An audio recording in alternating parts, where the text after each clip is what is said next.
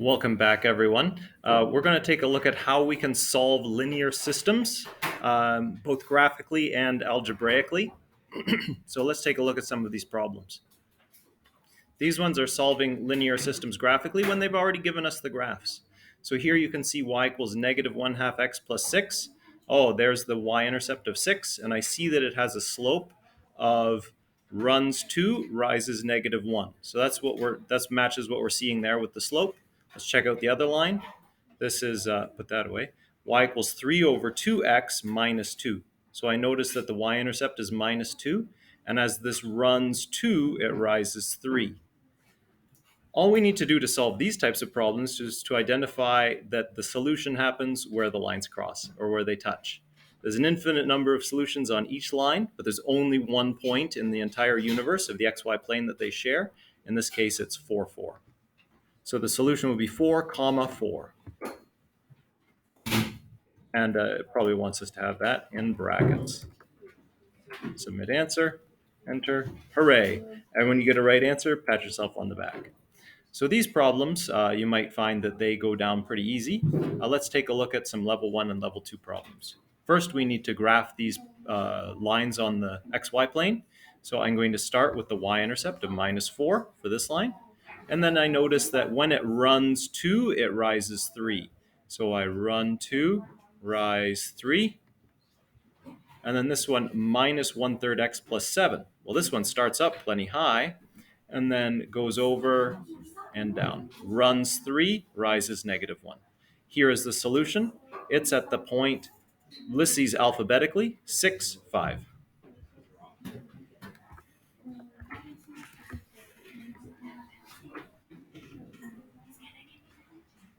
There is our solution. Okay. Now, let's take a look at the slightly more challenging level 2. Okay.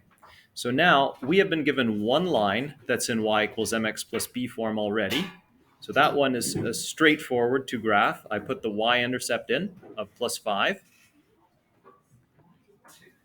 And then I'm going to use the slope of negative 1 to run 1, rise negative 1. Or I could run negative 1, rise 1, and I would arrive at the same line.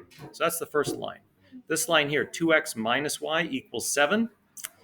It's not in y equals mx plus b form.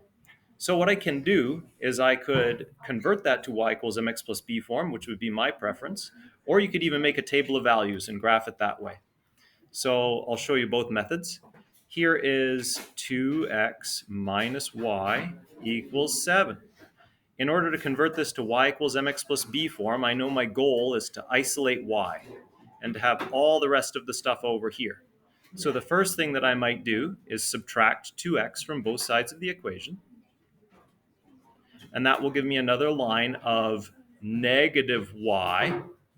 Negative y is equal to negative 2x plus 7. Notice I highlighted that this is negative y. This is a common error to omit this sign when this term disappears and moves over to the other side. So we want to make sure that we're following the algebra carefully and being a bit meticulous. And then all that remains to be done is to multiply both sides by negative 1 to clear that negative sign there. That will effectively flip the signs of both of these terms, giving me y is equal to 2x minus 7. Now I have this line in y equals mx plus b form. I can graph it. So let's go over here. We need to go all the way down to minus 7, put in a point, and then it runs 1 and rises 2. Here is our solution, the point 4, 1. I can also find this with a table of values if I really want. And I'm going to show this more so to show you the connection between graphs, equations, and tables of values, are three major tools to analyze functions in this course. So if I had the original form, 2x minus y equals 7,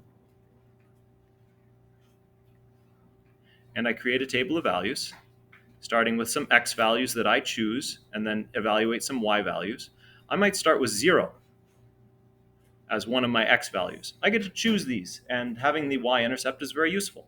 So in order to calculate that, I would substitute in 2 times 0 minus y equals 7. So I can see from here 2 times 0 is 0. So negative y equals 7. Y equals negative 7. And notice that we had that point on the line down here. Now let's try let's try 4 for fun. We'll just pretend that we bullseyed the solution. Okay. Then I might say, well, what's the value of y when x is 4? Well, I would start with 2 times 4 minus y equals 7. 2 times 4 happens to be 8.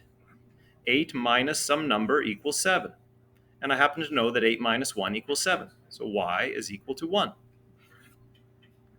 And we'll find that we have that point on our graph as well. So this should match with a table of values, looking at it as equations and doing algebraic manipulations and understanding it as a graph.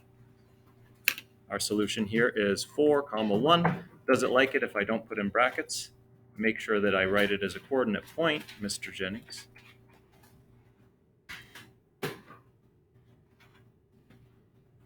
There you have it, solving linear systems graphically. Any questions, absolutely hit me up by email or come chat.